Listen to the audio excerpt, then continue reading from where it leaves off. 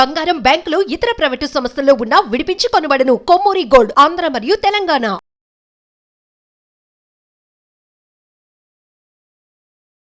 అందరికీ కంటతడి పెట్టేటువంటి సన్నివేశం, చాలా బాధాకరమైన సన్నివేశం.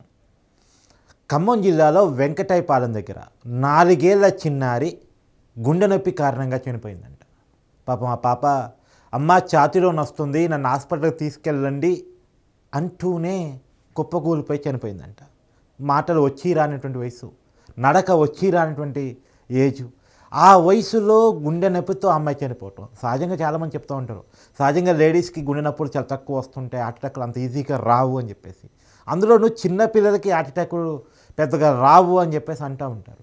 కానీ 4 ఏళ్ల పసి చిన్నారి, అందులోనూ ఆ చిన్నారి అంటే అమ్మాయి మీకు అర్థమయ్యే ఉంటుంది, ఆ అమ్మాయి గుండె నొప్పి కారణంగా చనిపోయిందంట. మరి ఇంత చిన్న పిల్లల్లో గుండె నొప్పి రావటం ఏంటి? ఈ మధ్యకాలంలో మనం చాలా వార్తలు వింటూ ఉన్నాం. ఉన్నట్టుండి కుప్పగోలిపోయారు, ఉన్నట్టుండి చనిపోయారు, హార్ట్ అటాకులు విరివిగా వస్తున్నాయి. అందులోనూ కోవిడ్ తర్వాత ఆ ఎఫెక్ట్ చాలామంది మీద పడుతూ ఉంది. వెంటనే హార్ట్ అటాక్ రావటం, వెంటనే చనిపోవటం, అదంతా కూడా నిమిషాల పరిధిలోనే జరుగుతూ ఉంది అని చెప్పేసి ఈ మధ్య వార్తలు బాగా వింటున్నాం.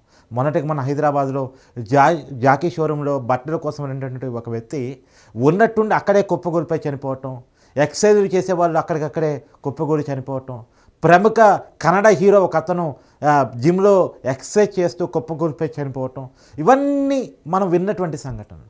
కానీ వీటికంటే కూడా 4 ఏళ్ల చిన్నారి గుండె నొప్పితో చనిపోయింది అనేటువంటి వార్త, అందులోనూ నాకు ఛాతీలో నొస్తుంది మమ్మీ నన్ను హాస్పిటల్కి తీసుకెళ్ళండి అని వచ్చి రాని మాటలతో ఆ పాప చెప్తూ కుప్పకూలిపోవటం అనేటువంటిది అందరినీ కంటతడి పెట్టిస్తుంది. ఆ వీడియో చూసిన వాళ్ళందరినీ.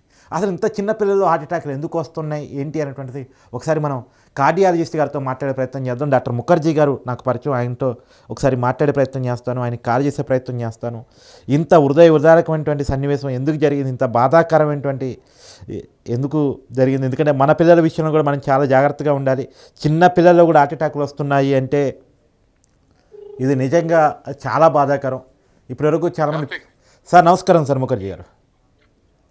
నమస్తే సార్. 4 ఏళ్ల చిన్నారి ఖమ్మం జిల్లాలో గుండె నొప్పి కారణంగా చనిపోయింది అనేటువంటి వార్త చాలా బాధాకరంగా కనిపిస్తున్న వార్త.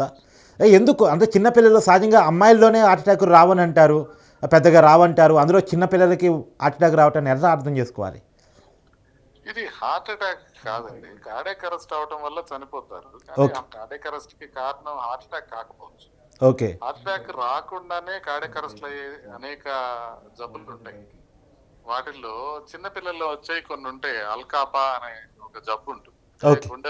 గుండెలో ఉండే ఎడం వైపు ఉండే రక్తనాళం కూడా కుడి వైపు నుంచే వస్తుంటుంది. ఓకే. అలాంటివి ఉన్నప్పుడు వాళ్ళకి నొప్పి రావచ్చు. హార్ట్ అటాక్ లేదు కానీ హార్ట్ అటాక్ ఉన్న సిమ్టమ్స్ అన్ని ఉండొచ్చు. ఓకే. అదేవిధంగా పిల్లల్లో కొన్నిసార్లు హెచ్సిఎం అని కానివ్వండి, ఏఆర్బిడి అని కానివ్వండి, ఇలాంటి సమస్యలు కూడా ఉండొచ్చు. వాటికి కూడా కొంత మేరకు నొప్పి రావచ్చు, సడన్ కార్డియాక్ అరెస్ట్ రావచ్చు. కానీ హార్ట్ అటాక్ అంటే ఇప్పుడు మనకి హార్ట్ అటాక్ అంటే ఏంటి? గుండె రక్తనాళాల్లో ఒక రక్తనాళం క్లాట్స్ వల్ల మూసుకుపోయి, కొలెస్ట్రాల్ వల్ల బ్లాక్ ఉన్న దానిపైన క్లాట్ వల్ల మూసుకుపోయి కరగజేసే దాన్ని హార్ట్ అటాక్లు అంటాం.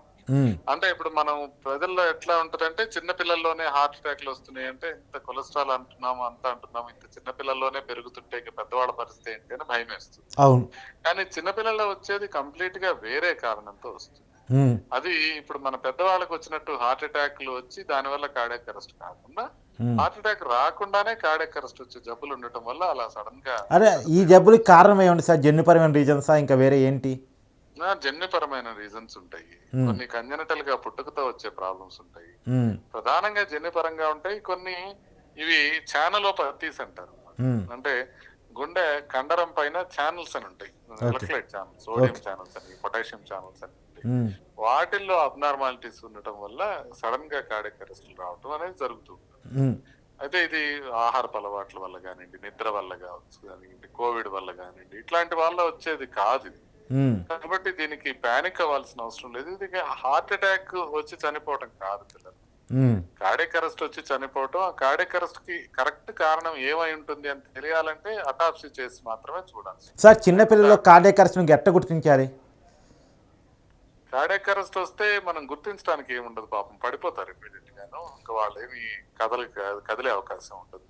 సో ఇమీడియట్ గా రిసస్టేషన్ చేస్తే కొంతమంది సర్వైవ్ అయ్యే అవకాశం ఉంటుంది. అంటే ఎలా? కార్డియాక్ అరెస్ట్ వచ్చే లక్షణాలు ముందు ఎట్లా తీసుకోవాలంటే కళ్ళు తిరిగి పడిపోవడం కానీ, కొన్నిసార్లు వాళ్ళకి గుండె దడ అనిపించడం కానీ, ఎస్పెషల్లీ గుండె దడ వచ్చినప్పుడు కళ్ళు తిరుగుతుంటే కనుక అది గుండెకి సంబంధించిన కార్డియాక్ అరెస్ట్ వచ్చే దానికి ముందు సింటమ్ గా భావించాలి.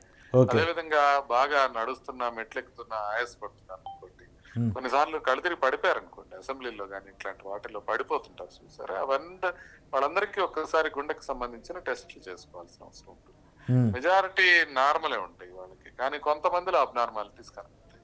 కాబట్టి అందరికీ యూనిఫామ్ గా పరీక్షలు చేయడం కానీ, ఇలాంటి సింటమ్స్ ఉన్న వాళ్ళు ఎవరికైనా మనం పరీక్ష చేసి చూసుకునే అవకాశం ఉంటుంది. సార్, ఇప్పుడు చిన్న పిల్లలు అంటే ఎవరైతే మీరు కళ్ళు తిరిగి పడిపోవడానికి అవకాశం ఉన్న పిల్లలు ఉన్నారో వాళ్ళందరూ ఎందుకైనా బెటర్ గుండె సంబంధిత పరీక్షలు చేసుకుంటే మంచిదని మీ సజెషనా?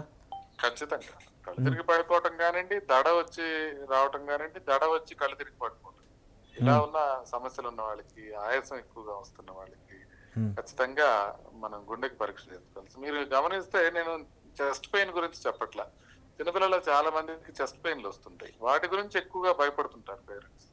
కానీ పెయిన్ కన్నా కూడా ఇలాంటి వాటికి ఎక్కువగా మనం ఆలోచించాల్సిన అవసరం ఉంటుంది. ఆయాసం రావటం కానివ్వండి, లేకపోతే కళ్ళు తిరిగి పడిపోవటం కానివ్వండి, గుండె దడ అనిపించడం కానివ్వండి, ఇలా వస్తుంటే కనుక పిల్లలు చాలా జాగ్రత్తగా ఉండాల్సిన అవసరం ఉంది. సార్, ఇంకొకటి ఏంటంటే పిల్లలు అంటే ప్రత్యేకించి ఏమైనా జాగ్రత్తలు తీసుకోవాల్సిన, పిల్లల విషయంలో తీసుకోవాల్సిన అవసరం ఉందా? ఇలాంటి వాటిని ఎట్ట గుర్తించారు ముందు జాగ్రత్తలు తీసుకోవాలి అంటే ఇలాంటి లక్షణాలను మనం గమనించడంతో పాటు పిడియాట్రిషియన్ దగ్గరికి రెగ్యులర్ గా తీసుకెళ్తుంటే వాళ్ళు ముందే కనిపెట్టే అవకాశం ఉంటుంది. ఒకవేళ వాళ్ళు స్టెత్ తో చూసినప్పుడు హార్ట్ లో రిలేషన్ ఏమన్నా ప్రాబ్లమ్స్ ఉన్నా కూడా వాళ్ళు కనిపెట్టే అవకాశం ఉంటుంది. అందుకని పిల్లల డాక్టర్ దగ్గర రెగ్యులర్ చెకప్ తీసుకెళ్లడం అనేది అవసరం. కార్డియాలజిస్ట్ దగ్గరికి డైరెక్ట్ గా వెళ్లాల్సిన అవసరం ఉండదు. పిల్లల డాక్టర్ చూసి అవసరమైతే కార్డియాలజిస్ట్ దగ్గరికి పంపించే అవకాశం ఉంటుంది. Okay sir, thank you sir. ఇది ప్రముఖ కార్డియాలజిస్టు ముఖర్జీ గారు చెప్తున్నటువంటి మాటలు. ఖచ్చితంగా మీ పిల్లగాళ్ళకి దడ వస్తుందా, ఆయాసం వస్తుందా, లేదు కళ్ళు తిరిగి కింద పడిపోతున్నారా, ఆ పరిస్థితుల్లో కనుక మీ పిల్లలు ఉంటే ఖచ్చితంగా పిడియాట్రిక్ చూపించండి. పిడియాట్రిక్ దగ్గర రెగ్యులర్ చెకప్స్ తెలుసుకోండి. ఎందుకంటే మనకు తెలియనటువంటి చాలా మన పిల్లల్లో ఉండవచ్చు. చాలా బాధాకరమైన వార్త వినకముందే, ఆ పరిస్థితి రాకముందే ముందు జాగ్రత్తగా మనం ఎప్పటికప్పుడు పిడియాట్రిక్ దగ్గరికి రెగ్యులర్ చెకప్స్ చేపిస్తూ ఉండాలి. అది మాత్రమే కాదు, పిల్లల్లో మనకేదైనా అనుమానాలు ఉంటే వాడు దడ వస్తుంది, ఆయాసం వస్తుంది, కళ్ళు తిరిగి కింద పడిపోతున్నారు, ఇలాంటి లక్షణాలు కనుక కనపడితే ఇమీడియట్గా పిడియాట్రిక్ని కన్సర్న్ కావాలి. త్రూ పిడియాట్రిక్ హార్ట్ డాక్టర్ దగ్గరికి కూడా వెళ్ళే అవకాశం ఉంటుంది, కార్డియాలజిస్ట్ దగ్గరికి వెళ్ళే అవకాశం ఉంటుంది. ఒకవేళ పిడియాట్రిక్ సజెస్ట్ చేస్తే. సహజంగా పిల్లలు అంత ఈజీగా హార్ట్ అటాకులు కానీ కార్డియాక్ అరెస్టులు కానీ రావు. ఈ పిల్లకి వచ్చింది కార్డియాక్ అరెస్ట్ అని చెప్పేసి డాక్టర్ గారు చెప్తా ఉన్నారు. సో కార్డియాక్ అరెస్టుల్ని ముందుగానే గుర్తించడం ఎలా అన్న దానికి మాత్రం ఖచ్చితంగా కళ్ళు తిరిగి కింద పోయేటువంటి సింటమ్స్ ఉంటాయి, ఆయాసం అనేటువంటి సింటమ్ ఉంటుంది. దీన్ని మనం గమనించాలి, మేలుకొని ఖచ్చితంగా సంబంధిత పిడియాట్రిక్ డాక్టర్ని సంప్రదించాలని చెప్పేసి మాత్రం డాక్టర్ గారు చెప్తున్నారు. ఏదైనా ఖమ్మం జిల్లాలో జరిగిన సంఘటన, ఇంతకుముందు నేను అనేక వార్తలు చెప్పాను, కానీ ఇప్పుడు రాజేంద్ర ప్రసాద్ గారి కూతురు కావచ్చు, ఇలా వీళ్ళంతా కూడా సడన్ కార్డియాక్ అరెస్టులు వచ్చిన వాళ్ళు, సడన్గా కింద పడిపోయి చనిపోయినటువంటి వాళ్ళు. మన హీరో రాజేంద్ర ప్రసాద్ గారి కూతురు కూడా మొన్న చనిపోయారు, మీ అందరికీ తెలుసు. సో అనేక మంది కన్నడ హీరో చనిపోయారు, తర్వాత అనేక మంది తెలిసిన వాళ్ళు కూడా, మా ఫ్రెండ్స్ కూడా ఉన్నట్టుండి కుప్పకూలిపోయి చనిపోయారు. ఇవన్నీ కూడా ఆఫ్టర్ కరోనా వచ్చినటువంటి సమస్యలుగా మనం చెప్పుకుంటూ ఉంటాం. కానీ ఈ చిన్న పిల్లలు రావటం మాత్రం నిజంగా చాలా బాధాకరం.